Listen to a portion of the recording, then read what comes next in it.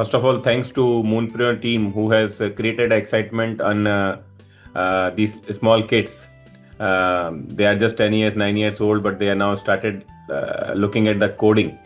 It is an achievement, big achievement, whether they make it small or big, but they now today at least know the basics of the coding and they start understanding the logics.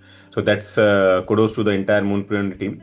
On the other side, Navya has very sincere effort, putting all the way from last 8 weeks.